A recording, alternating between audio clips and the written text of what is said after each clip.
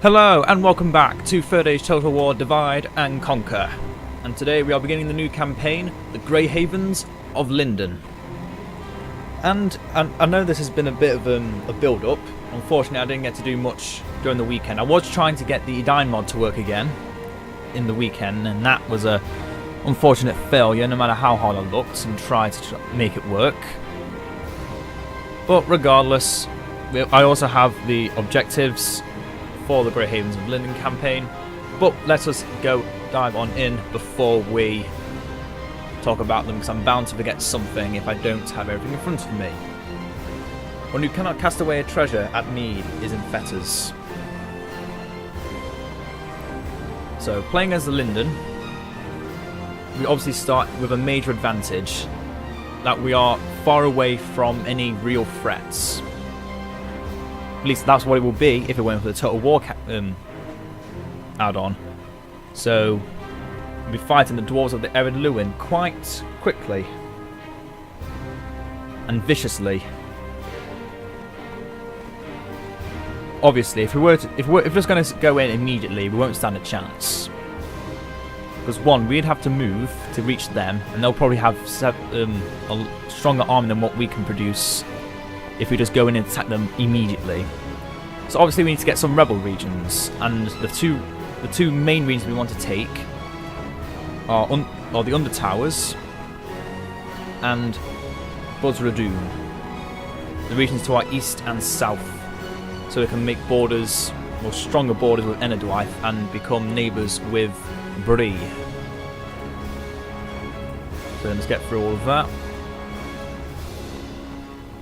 So as you can see, like in the announcement video, got the same start. We've got our 3 ships of Numeramar. So hard to pronounce that. And for most of the time, we're never going to need more than one of these, because there's never going to be any other ships coming around to attack us. And we're only going to need 1 fleet, so I'm going to get rid of these 2. We'll leave the Admiral, because he is a very good he is probably the best with his traits. So he's Commander of the Sea, and obviously being an elf makes him better as well. So as we can see in the beginning, we have Mithlond, Harlond, and Forlond. But now let's get into our main objectives. So in the early game, we want to be taking Under Towers, Buzzradoon, and start our war with the dwarves of the Blue Mountains. The best way to do that is to just build up an army of obviously artillery guards and bowmen. Lindon long spears are good, but they are also a lot more expensive. They are a bit more expensive than our artillery, and can only be built and rebuilt in Lindon. I'm fairly certain. If you look down here, yep, requires a Lindon region. So it can only be built in Harlond, Forlond, or Mithlond. Before, because there used to be Southern Mithlond, or whatever it was called, it used to be a lot easier making those long spears. We'll start by getting some bowmen and guards, and obviously, big difference compared to the orcs that we've been playing with a long time ago. We're immediately starting with each unit requiring 2 turns before they can be built. So, another main thing, we want to be getting ports everywhere we can. Luckily we start with 3 towns that already have ports built up, but we could also get the shipwrights. But them being as expensive as they are and taking as long as they will, it's better to first build up things such as Hall of Song, just for to get free upkeep. Because basically what we need to do is start building up our economy. So obviously small ports are a big advantage to that, because it will connect to the rest of our ports, and that will only expand the more port regions we have. So, and another thing is places like Lindon and Fahamgafol, they both have ports. Garth Helagoth, and then all these regions here all have ports, and they will all connect together, and they will make a massive amount of money. So the best way to start that is just getting the mines at Mithlond, because that's just another 700 in our pockets. However, looking at now, we can't make anything in Forlond. We'll get rid of one. We'll stop making the not Teleri Bowmen, the Teleri Guards, and make a. The grain exchanges are good, but it's best to focus on either free upkeep or building cost reduction. So in Harlond, we're not able to recruit any units yet. So we're going to take out the Teleri Bowmen and leave our faction heir, Lord Galdor, in. For once there is free upkeep, he'll be free. Gildor is already currently free, so we'll take the Teleri Guards in Forlond, because again, no buildings allows us to make more. We also start with a very low population, so it will take a while before we can upgrade any of these. But look, we've got 2 large towns and a city, so we do have good infrastructure to begin with. We do start off on a strong note compared to most other factions, but then you think about the Blue Mountain Rings are probably even better than what we've got right now. So I think they start at their maximum capacity, if not even better.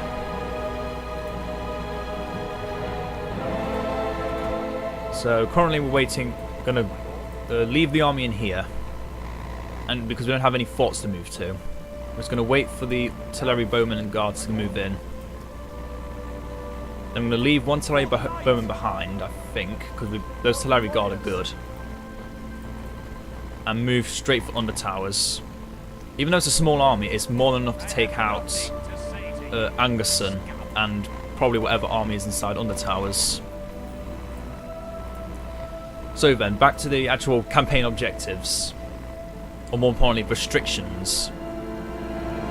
So whenever we get a port region, and we have the money to make a port, or even if the port is just there in the tooltip, not shipwrights or above, just ports, that must be the first building that's created. So it's basically that's limiting what a new region can get if it doesn't already have a port.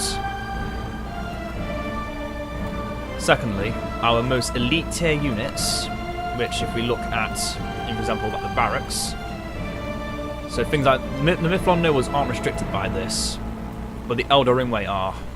So the Eldar Ringway spearmen, swordsmen, the archers from the marksman range, and the knights from the lancers from the stables cannot be created until we hold all 3 of Ered Luin's regions and 7 ports that are outside of Lindon. So we are very restricted. Well, not technically. If we expand quick enough, we can very quickly get those 7 ports by the time we can get our elites. But to be honest, by that, in the early tiers of the game, we don't really want to be getting too many elite tier because they are expensive. We want to be focusing more on the middle tier, the Sindar Axemen and the Sindar Spearmen, because not only do they look beautiful, they're also very, very dependable.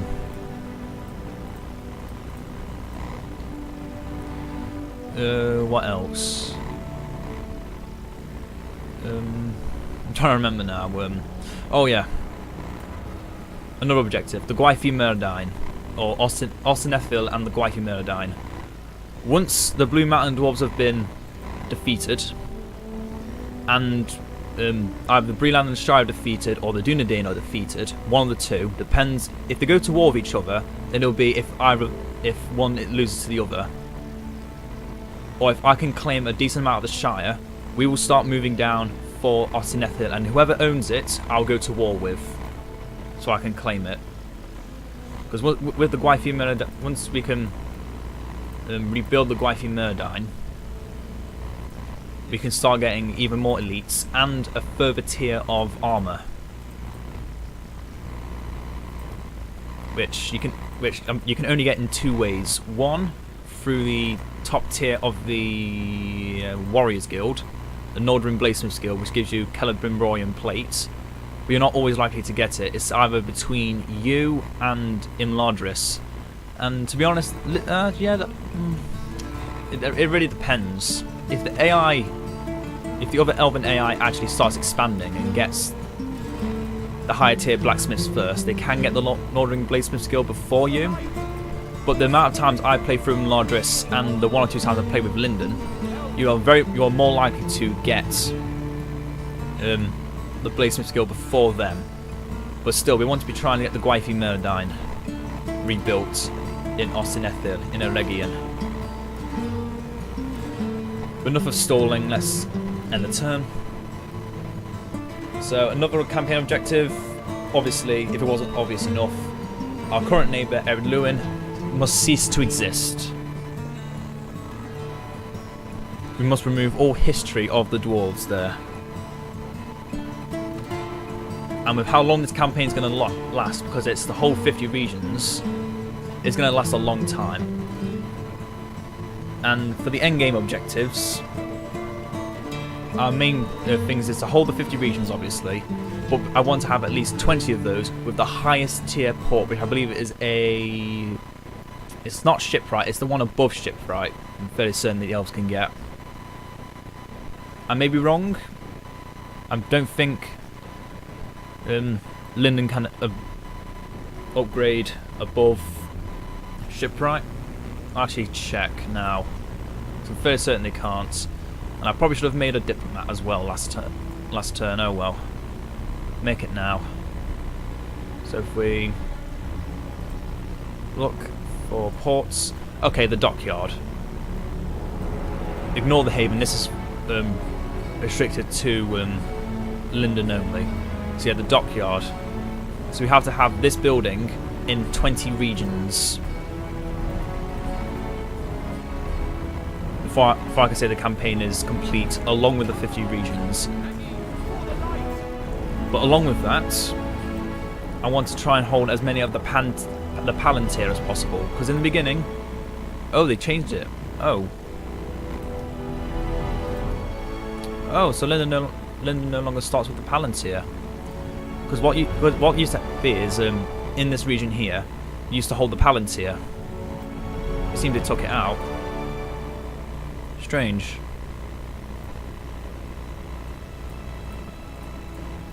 Either way, well, I want to try and claim as many of the Palantir as possible. And the 3 locations they're at is the Orthanc Stone, the Minas Anor Stone, which is currently in which will be in Minas Tirith, and the Ithil Stone, the Minas Ithil Stone, which will be in Barad-dûr. I want to try and claim at least 1 or 2 of those seeing stones by the end. Obviously, I thought there was one at Lindon, but no, they must have changed it. It used to be here, but again, that's changed. So as we move closer, I could probably leave Atamelkan here. Or just bring him to the... Yeah, I can bring him to there. So obviously, these rebel armies are going to be a trouble to try and claim on the towers. But once we've defeated them, they won't be coming back.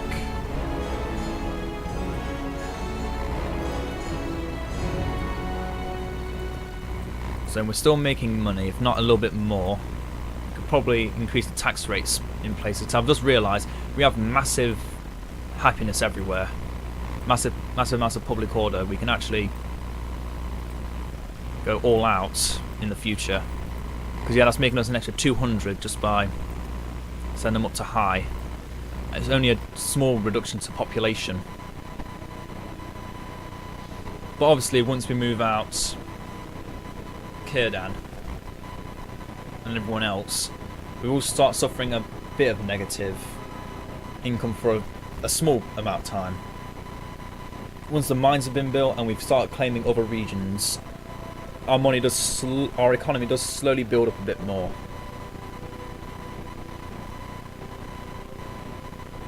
Yep, not much going on currently in the very early game. So Forlorn has the Builders Hall. So if I wanted to build anything, it'd probably be in Harlond, which now also has free upkeep, which is another... just to give an idea of how much these Phalas Lords cost. So this is our Lord. That's near 400 just for 41 Phallus Lords. Let's put him in back in there.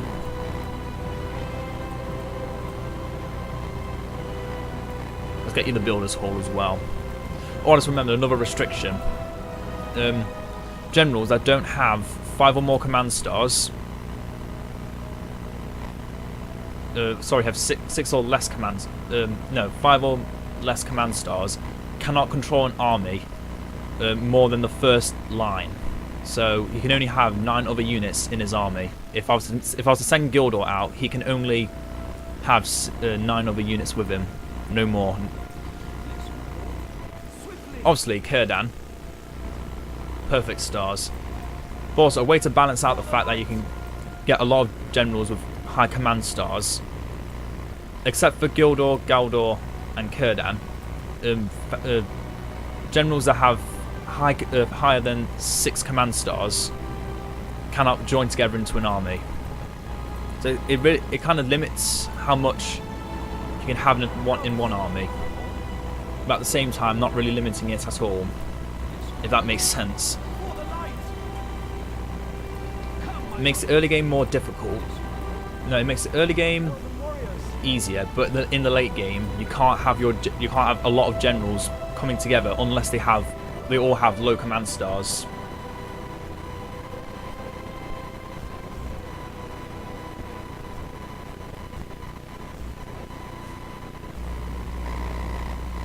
Oh, the Dwarves of Erelune have come to us. Did he want trade or did he want an alliance? Just want trade, okay. Okay, no, I'll take that. I could do some trade. Now then, another thing to note is the Dwarves of Erelune have, because they managed to tag Angmar so quickly in the past, they actually nerfed their ability to actually. I keep saying actually a lot. I should stop saying that. They nerfed their ability to move out of their regions and to claim rebel regions. So talk to Bree and we get some military units. Yes. Yeah, we're going to go bankrupt very quickly. But getting trade with Erelune, even if it's just for now, is good. Because there's more money in our pockets while we're still building up.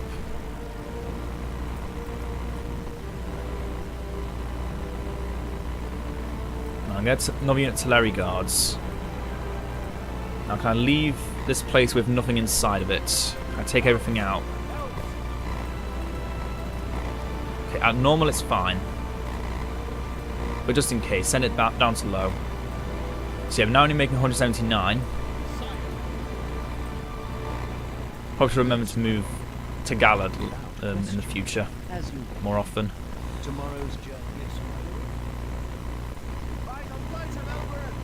So, move the guards first.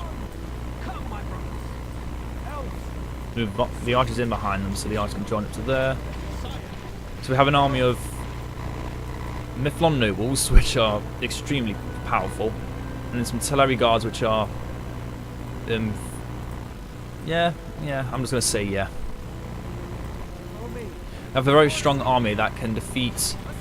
If we have a quick look at, oh, we can't look at their stats. But I'm fairly certain Elder Guildsmen have, like 3, maybe 4 missile attack, and then you just look at that armor.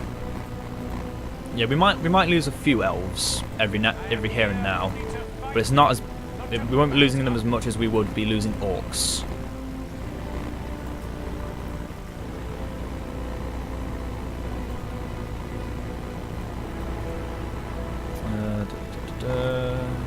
Check everywhere. We want to try and get Gildor and Galdor out as quickly as possible, and the best way to do that is to build the practice ranges. Just so you can get units of Teleri Bowmen and pop them inside so you can move out the generals. Because firstly they're very similar in cost. Because the Teleri Bowmen are 330 and currently Galdor is 410. Okay, so not exactly close, but close enough. Yeah, if we start moving on the towers, we also get even more units from talking with Bree. So that's just a big bonus. Oh yeah, I remembered. One last endgame objective. If we happen to find the ring and claim it from claiming a region, then we must take that ring to Mordor. There's no... we cannot end the campaign until if we have the ring. The ring must be destroyed if we own it by the time before the game ends. We've got another diplomat. We'll be sending him south to talk with Enedwife. But the Builders Hall in Harlond. I hope everything I just said made sense. So yeah, with the Builders Halls we can now start making roads. The Master Builders Halls would be nice to get though. Set the Builders Hall up in Harlond, Mythlond. So the Sculptors' Workshops. Just give it, don't give a building cost reduction anymore. So they're not as good in the early game. They're more just a late game thing that helps build the population a bit more. Because most elven nations start with very low populations.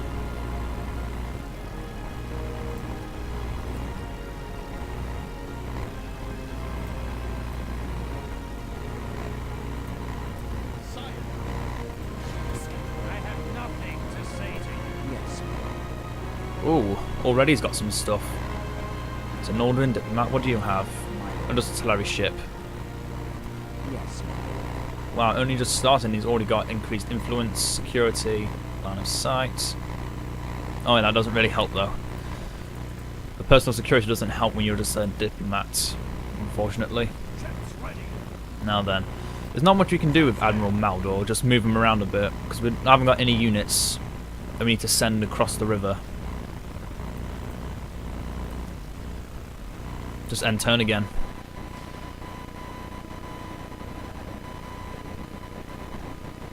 I'm trying to think of more things to talk about that I may have missed. No, that's all the campaign objectives. Defeat Ered Luin. Rebuild the Gwythi Myrddin. Hold 50 regions, with 20 of them having the dockyards, or whatever they're called if they're owned by another faction, or made by another faction.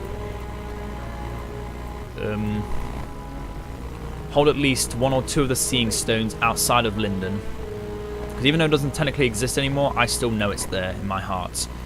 Okay, so they got Woodland Hunters, Bandits, and Sellswords inside Under Towers. My question is, will he attack me if I just take Under Towers now? No, let's do it. Captain Theo. First get attacked. Lindon 1. Evil must not be allowed to triumph this day.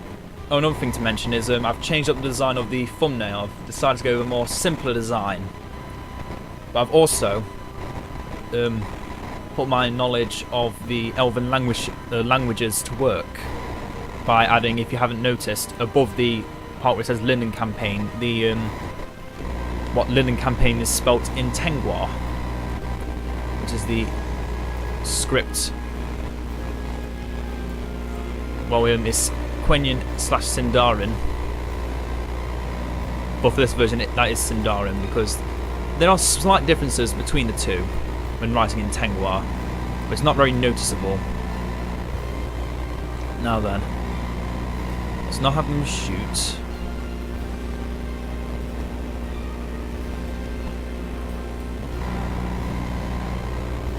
It's not likely they're going to move to us, and the Woodland Hunter range, even though it's good, it's not as good as artillery. But it's still not in range.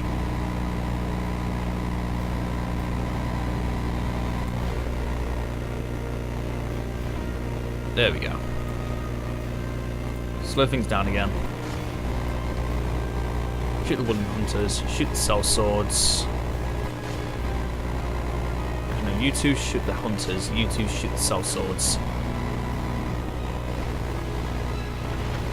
And look at those beautiful Noldorin banner carriers and officers. It is beautiful. Yeah, the new designs that they've made for the Teleri and the Sindar are really beautiful. It's a massive improvement over what they looked like before. Oh, I should probably put them on guard stance too. Don't want them moving around too much. But yeah, then just look at the Mithlon nobles. And there's Círdan with his slightly trimmed beard here. But on the battle map he's got a much larger beard. It's a Gandalf beard, that is. So if they're going to shoot into the clump, that's good. I'm thinking, what units are worth protecting more? The Teleri bowmen or the Teleri guards? I think we just send the Teleri guards and the Mithlon nobles in when it's time. Send them in one through each corridor or each entry point. Surrounding them on 3 sides. Oh, they're just setting into a clump now. That's foolish. Also, you can already tell the immediate difference compared to like the Goblin Archers or the Rudar Archers. 6 missile attack, 20 missiles, with an Elven average, which is better than the human or even Orc average. Yeah, this is going to be a fun campaign. I can feel it now. In the early game, there's going to be a lot of just shooting things. There's not much we can do about that, unfortunately. It is going to be a lot of just sitting back and just slowly killing things from range. Because one, that's the speciality of the elves, and 2, you don't really want to be losing much in the early game.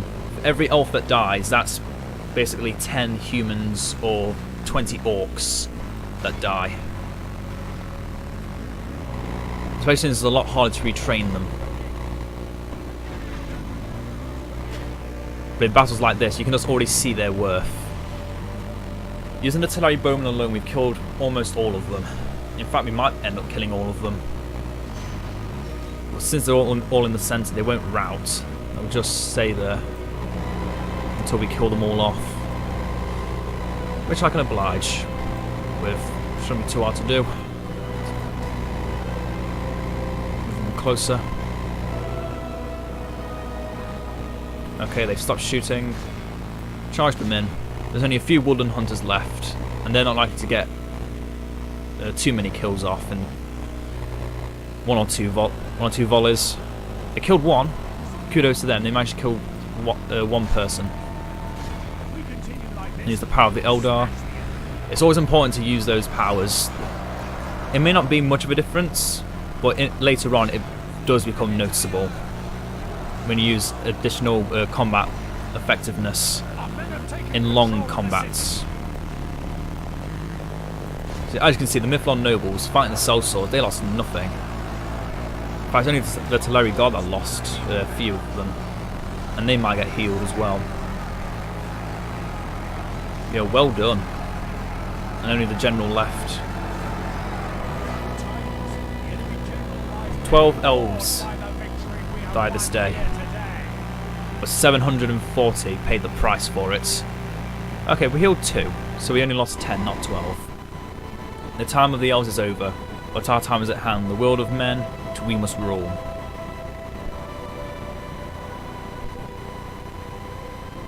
Quite a fitting image to fit the quote there.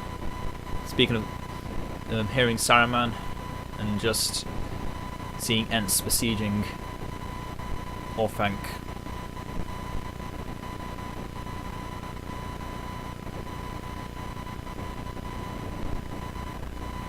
Also, I have lowered the sound of the background music, which I hopefully have put in and haven't forgot about.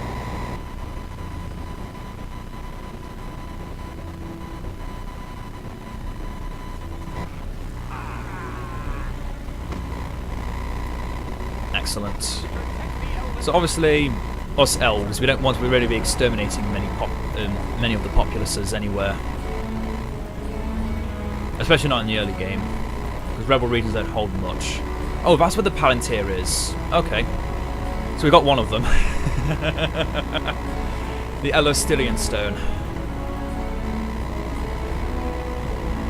So that gives experience bonuses to archers. But they've already got their experience. Oh no, they haven't. Weird. But yeah, because this place has is a hobbit, technically a hobbit town.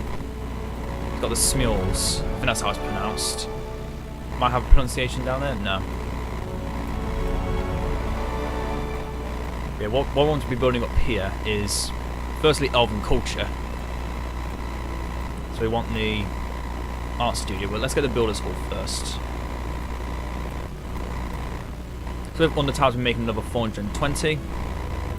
And once we get to Buzzra Doom, that's silver or iron, I can't tell from here which is the other. Or which is which. Yeah, there's iron here, so that's silver. That's slightly more blocks, isn't it? Yeah, one block there, that's iron. Oh, there's silver here as well. Okay, that might explain why the mines give so much. And next time we'll be getting that bonus too. Perfect. So we've got the artillery guards now holding Mifflond. And we're about to get some more artillery guards too. Or something. Trade agreements. Map information. Sure. Paying 100 for 11 turns isn't that detrimental once we make an extra 700 a turn. We get their map information. We get to... Oh, yeah. I keep forgetting. That's the one negative of having...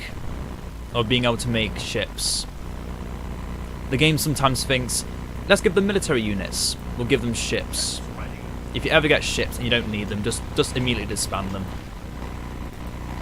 If anything, that was a blessing in the skies, because that's just more trade that we're now getting with Bree, while also not losing anything. Although I would have liked to have more units. In fact, I'll take... no, not yet. Not yet.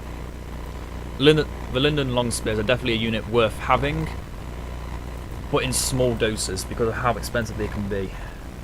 Using them against the dwarves is a golden opportunity, because they don't have many archers. They normally always charge in with massive amounts of infantry. That's what often loses them fights against pikemen. And yes, I do mean pikemen because they have been made into pikemen. Their attack has been greatly reduced for the fact that it gets tripled when in spear wall. Yeah, I believe it used to be 10 or 11-ish. Anyway, enough scanning around for stuff. We're not allies with Bree, but we're not enemies with them either. If I wanted to, I could just go, say, F Eredlund for now. I'm going to take out Shire. But if I did that, it would be too easy. I'm not even joking. I don't even want to joke about how easy it would be. I could just move into Breeland, claim all their regions, because all they'll have is hobbits. And against elite elves, well, not even elite elves, just normal tier elves, we have an immediate advantage. Ugh. The question is, do we want more generals though? They cost us is the main thing. But if we have them in other regions, we can take other generals out, sure. We're losing about another 400, aren't we, with him? Phalas Law's only 300, okay. Also, I just love that design. The white... Not the white, the silver. Let's click off them for a second. Let's go to Mifflon, who has now got the mines. There's the Builders Hall. Queues have been installed. For what is the question? Ah, something in on the towers. Yeah, the Builders Hall. Okay, let's attack Angersan, who has 3 units of Saraline mercenaries, which are pretty decent they're effective against armour, so we might have to focus them down. 2 Enerdwife Hunter units. Oh, we might have to focus them down. But obviously the Elder Guildsmen are the... Oh, their stats are a lot better than I thought they were. Oh, of course, they're the Enerdwife bodyguards, aren't they? Are they? I feel like they are. Yeah, with those stats and that price, they're definitely Enerdwife bodyguards. Fight to the end. So we'll take out Angerson. The dreadful orcish wolf riders, feared by horses. Yep, they definitely are. You have plenty of time to test that in the Angmar campaign.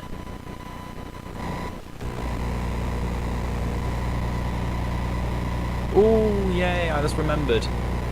There is actually a battle map for the Tower Hills. I believe this is better known as. Yeah.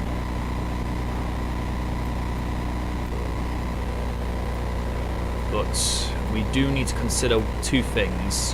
1, they actually have good infantry, and 2, they have good archers too. So to put the Sauron Mercs in front, obviously, and Hunters behind, and the Elder Guildsmen behind them. Where are they moving to? Follow them. So the generals to the left, the guards to the right. They're probably going to charge for the bowmen once they start shooting. So now move a little closer. Oh no, they're just running away. Where are they trying to run to?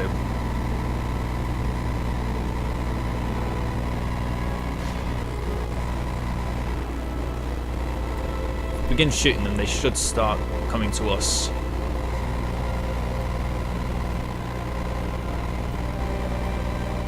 Let's get a nice look at those Phallus Lords. Beautiful.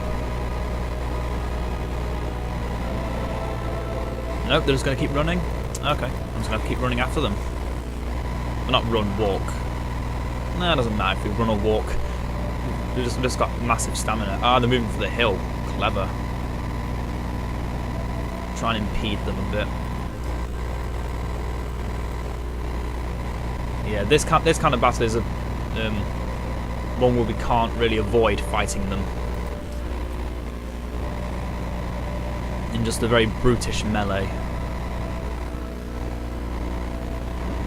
But that can also go to our advantage because we can start flanking them with units like our generals and the Teleri guards. They are going to focus on the bowmen, I'm fairly certain.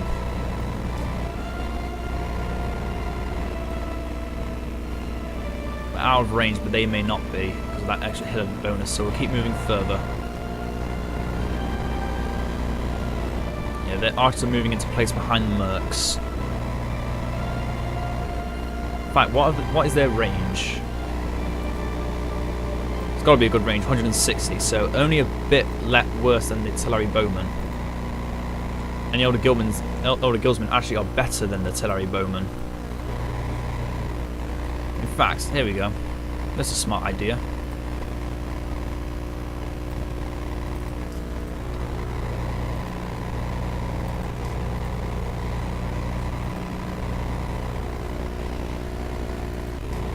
Split them up and then start shooting them.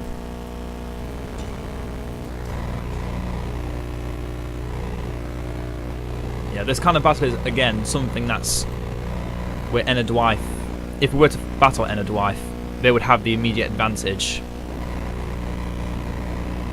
But now they're doing what I want them to, charging down to attack us, leaving their hunters vulnerable to attack. However, of course, we'll still need to charge into those mercs before they can reach the bowmen. And we are losing quite a few bowmen, actually. Oh, this is getting pretty bloody.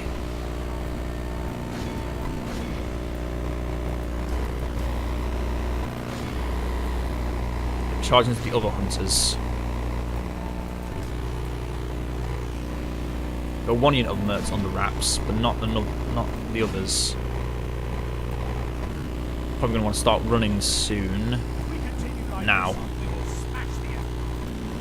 Keep you where you are, because you're fine. But as we start running away... Running away? What are you doing? No, you idiots. Ugh.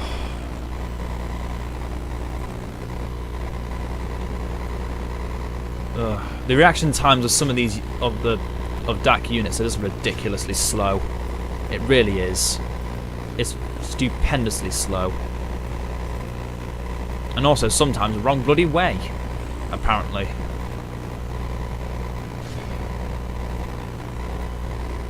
Okay, they're running away, so you can shoot them. They're aiming for the other bowman.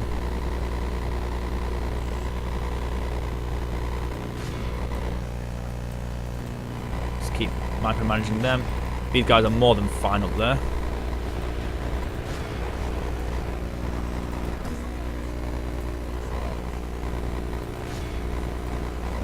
In fact, they're routing, so we can start charging into the elder guildsmen wherever they are. Yeah, that should work. That should definitely work. Oh, that's Merc unit's gone all over the shop. We need to keep an eye out on here. Okay, stop shooting. Get out. Get out. Fast, fast, fast. Luckily, we elves are fast on our feet, and it's not likely that any human will be able to catch up to us. I say not likely, but for some reason they're still able to. We lost a lot of bowmen here. It's unfortunate. Okay, they're routing, we don't care. Because once they're gone, they're not coming back. They live once and then they're gone forever. We need to keep remembering that as we try to bring down these mercs.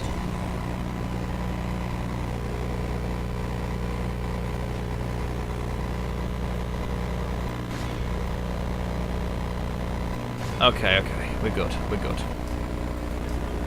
We lost a few more than I wanted to. Admittedly, we lost a few more than I wanted to.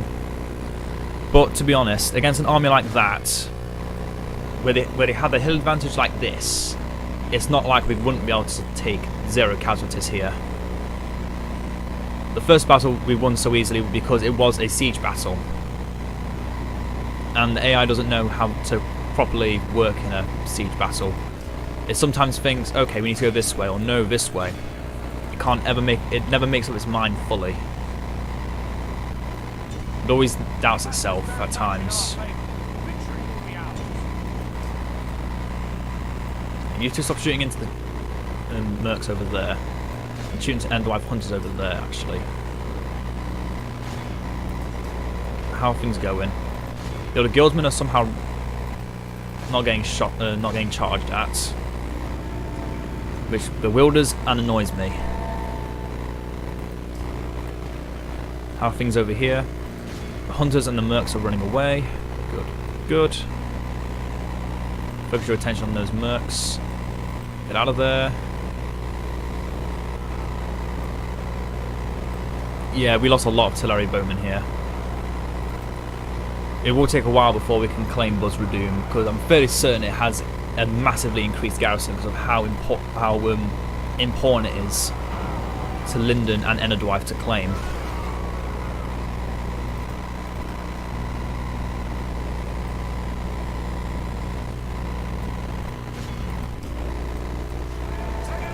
The victory is almost ours. The other guildsmen are good, but not good enough to beat the elves of Lindon. So we did lose quite a few here. That was unfortunately unavoidable. I could have done better micromanaging and maybe saved a few elven lives, which I do regret a bit.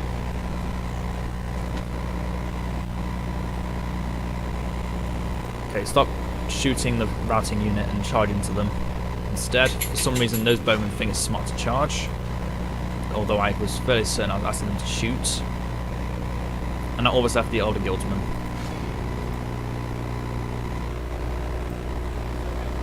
Hopefully we'll heal a few of our fallen comrades today. Yeah, it's not like we're fighting. Yeah, 128 died. Although we did heal a few of them, but still, the bowmen lost a lot more than I would have liked. Alas, then Denethor has heard no news of our riding and will despair of our coming.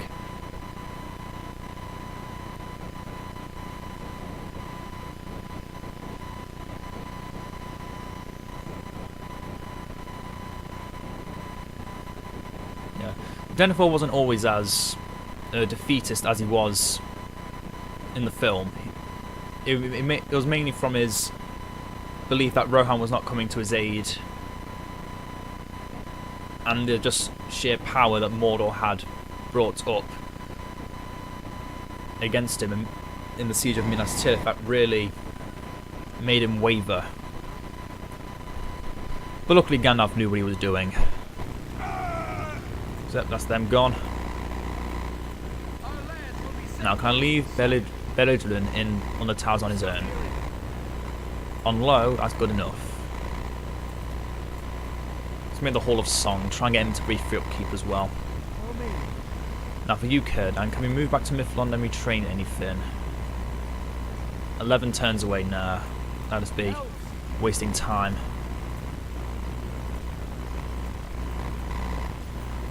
I should start setting up some watchtowers. I'm fairly certain the Shire won't attack us. They're more likely to attack the Dunedain than us, if my memory serves. So even though they won't really start off strong, it doesn't take us long until we actually have that strength. Yes. Yeah, here we go. Have a look at Buzzradoom.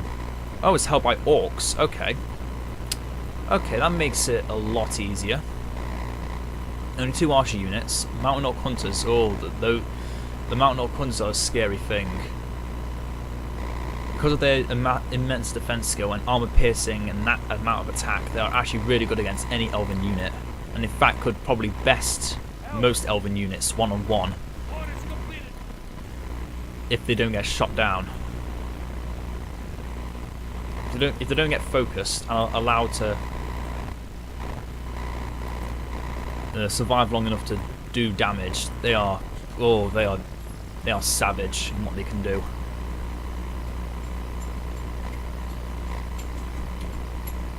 So, yep. So we now have the Undertowers and the first of the Seeing Stones. I knew it was somewhere. I knew if it was either going to be set in Mithlond or it was going to go to Undertowers, because it is technically within the White Towers of Emberiad. Yeah, it even says it there, that Hall of Palantir. So immediately, Undertowers becomes a place of increased importance. Not just to us, but to anyone who wants to claim it. Look, we've got someone holding it for now. So, end the turn. I think once we hit turn 10, I'll call it an end to this part. So we'll move Círdan's army to Buzzradoom. But at that, once we've got Buzzradoom, we need to start building up our economy big time. The first part was to get the other 2 important regions. After that, we need to build up our economy before war. Plus, it's fun to actually have a challenge and trying to attack Ered Luin now. If we were to attack them now before they got their things like the Last Stand scripts and so forth, if we could beat them before they got that, it would be not very enjoyable. I think is the right way to say it. Captain Isnir, I don't know what you're doing, but I don't like it that you're there. And in fact, I'm gonna. That does nothing. I just wasted 15 coin. No. No. What am I gonna do? Mithlond's building. Undertowers is building. So something at Forlond or Harlond. Can't get the Leviatana in both places. Let's get a vineyard.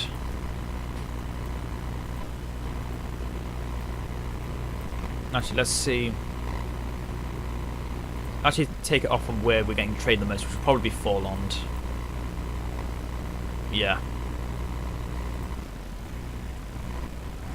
Forlond will be making us more money from trade because we're currently trading with Ered Luin. But after that changes, it's mainly just going to be trade with ourselves. In fact, what are those trade lines going to? That's going to Enedwife. Yes. Although I don't have trade with Enedwife yet, do I? Do I have trade with Enedwife? Let's actually check that. So currently looking just lots of no war. Yeah, we don't have trade with them yet, but once we do get trade with them, that's another big boost to economy. A Numinas. Another proposition for us then? Map information. I'm not paying 1,000 for you. We hope for more as you stopping. Now I'll move you up to Angmar. Tomorrow. Tomorrow's journey planned out. You're going to meet with Yes. Enedwife and then Dunland.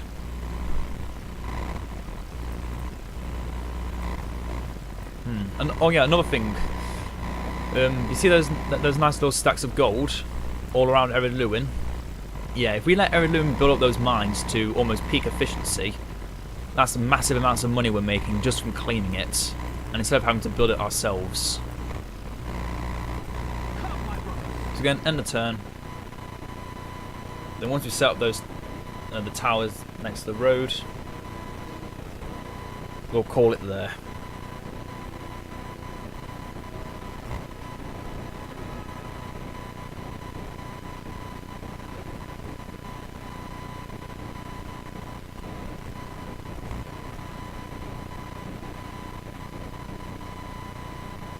Yeah, I'd also recommend this kind of start for anyone that is just playing Lindon. If it's Total War or not Total War, I just recommend this kind of start. Build up a small army of your Slurry Bowmen and Guards. Claim Under Towers, and then move to claim Buzzradoon. Build up the mines.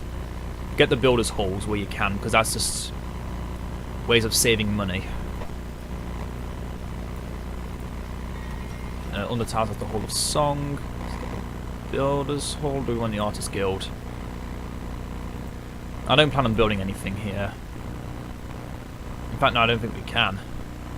I think Under Towers is just going to be this. Because, yeah, cannot upgrade. Oh, we can't upgrade to city, so we can go to large town. Okay, that's good to know. It's the Shire regions here, the North Farming, East Farming, and South Farming that I can't upgrade. I'm fairly certain Mitchell Delving can upgrade to large town, but not above that. It's basically the same as having the Wildman. The Wildman restriction in those regions. So Mifflin can also get the grain exchange. It's just making the most trade. So we'll end the turn one more time. And then we'll call it there.